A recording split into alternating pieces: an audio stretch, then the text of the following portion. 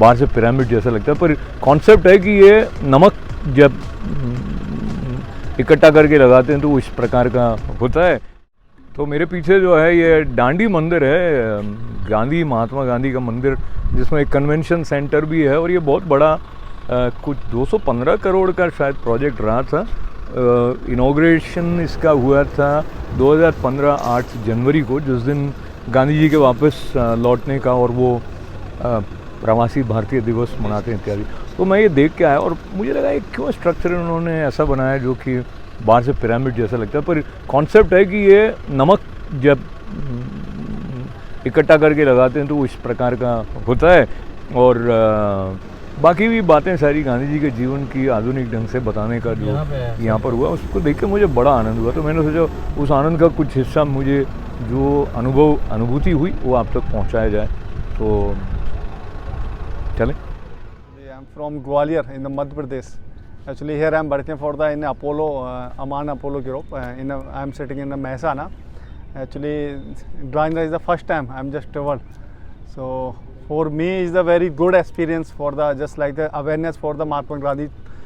All functions just like the कहाँ पैदा हुए, कहाँ से क्या हुआ, उनका सारा एक्टिविटी यहाँ पे है। तो आई थिंक न्यू जनरेशन जो भी है उनके लिए अवेयरनेस के लिए बहुत अच्छा प्लेटफॉर्म है यहाँ पे, जो वो एक्चुअल में किस कल्चर में वो थे, क्या डेवलपमेंट उन्होंने किया। मतलब अभी करेंट में जिस ऑर्गेनाइजेशन में हम लोग रह रहे हैं, जिस कल्चर में रह रहे हैं, वो काफ़ी वेल डेवलप्ड है।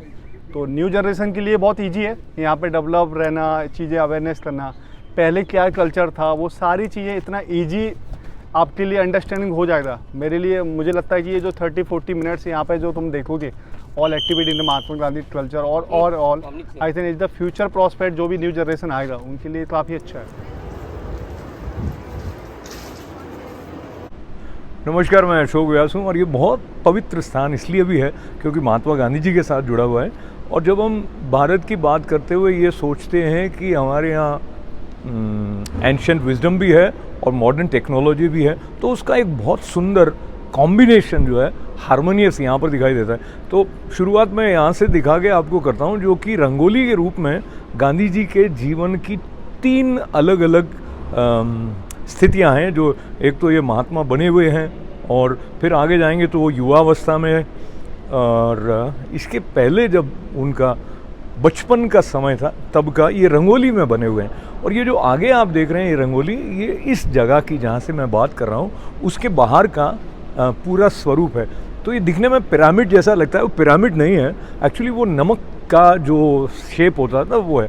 और नमक के साथ, नमक सत्याग्रह के साथ भारत का इतिहास और महात्मा गांधी जिस तरह से जुड़े हुए हैं, उसको यहाँ पर आकर जब आप देखना शुरू करेंगे तो आपको ऐसे पता लगेगा कि भारत ने कितनी तरक्की की है इनोवेटिव क्रिएटिव वे में, टेक्नोलॉजी मल्टीमीडिया को यूज़ करते हुए अपनी हिस्ट्री को बताने के लिए। और मैं एकदम बच्चे की तरह पुलकित हो गया था, आनंदित हो गया था ये देख के कि वो एक तो 3D तो होता ही है, और जैसे आप स्टेज में जाएं 3 तरफ से, और फिर उन्होंने गांधी जी के बचपन की कुछ झलकियाँ इस तरह से कि जब वो छोटे थे, फिर कैसे वो वहाँ पहुँचे कि चोरी नहीं करना, और बहुत सारी घटनाएं। गांधी जी के जीवन के बारे में तो आप जानते हैं, नहीं जानते हैं तो पढ़ लेंगे। यहाँ मैं सिर्फ ये बता रहा हूँ कि ये जो दांडी मंदिर है या महात्मा गांधी मंदिर है, यहाँ पर वो कन्वेंशन सेंटर भी है जहाँ पर कि ग्लोबल मीट होती रही हैं।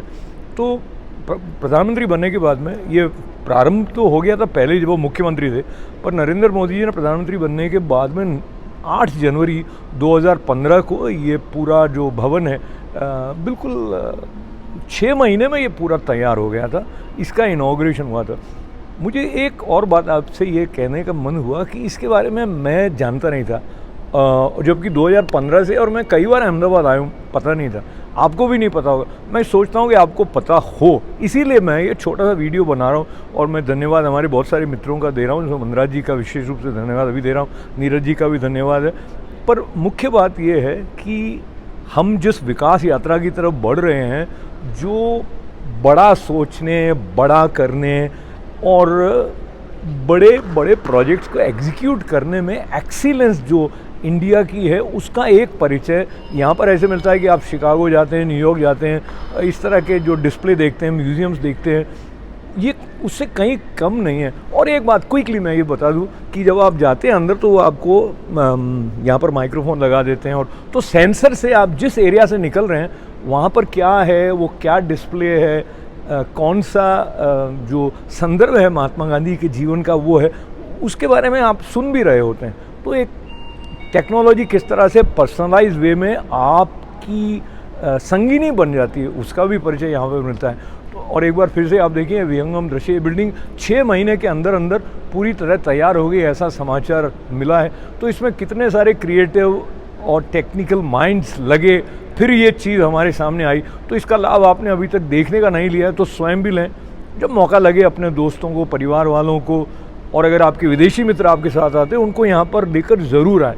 उससे आपको लगेगा कि हम इस भारत के साथ जुड़े हुए हैं जो दुनिया में किसी से कम नहीं है। तो महात्मा गांधी की जय जयकार करने के साथ साथ भारत माता की जय। जय हिंद।